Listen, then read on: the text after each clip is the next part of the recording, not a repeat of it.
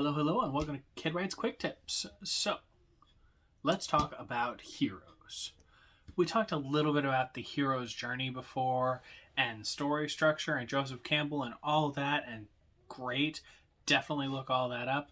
But sometimes you don't just want to write a hero going from plot point to plot point. You want to write a complex character. You want to write a character with a little bit of depth to them. And so you have your hero do morally questionable things.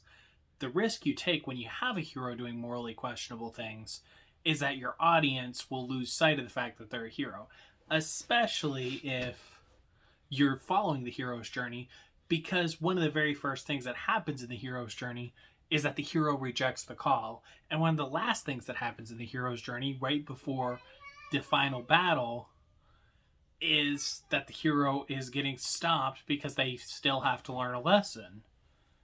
So when you write a morally questionable character, if you're not careful right there in that middle, you're going to wind up writing somebody really unlikable.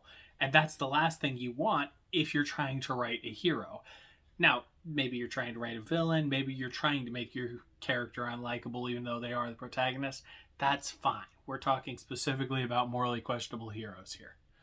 Now, there is actually a trick storytellers use that allows you to let your character get away with basically anything.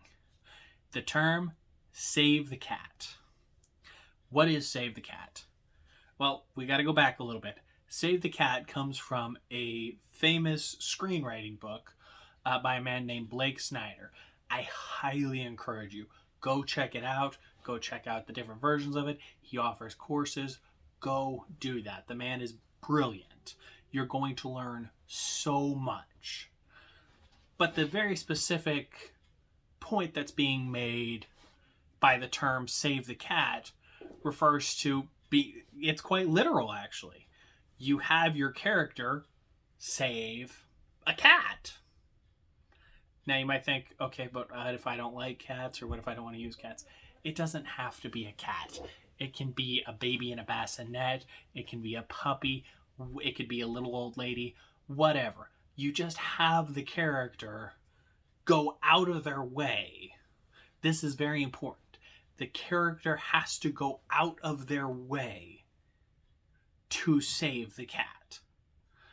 Now, the farther they go out of their way to save the cat, the more your audience is going to know, okay, well, fundamentally, they're a good person, no matter what they're doing.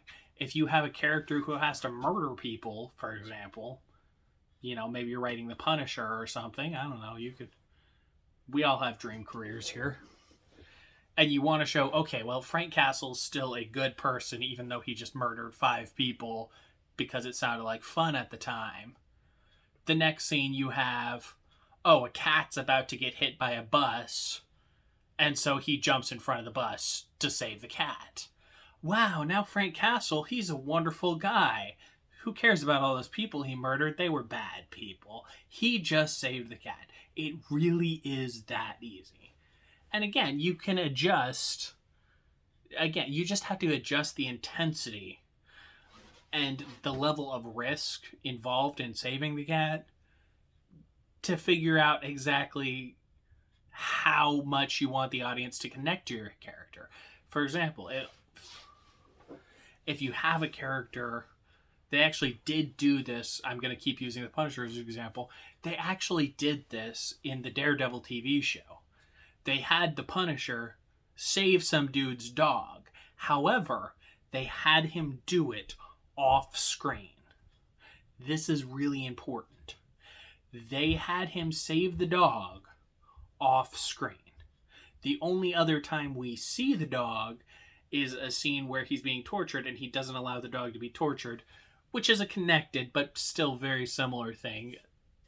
I'm not counting that because that was part of his plan to murder a bunch of people, so whatever. But again, in that show, we're supposed to think of Frank Castle as a complicated psychopath. So you have him save an innocent. You have him save the dog. So again, if you're trying to write complex characters, save the cat. Blake Snyder. Look it up. It'll improve your stories immensely.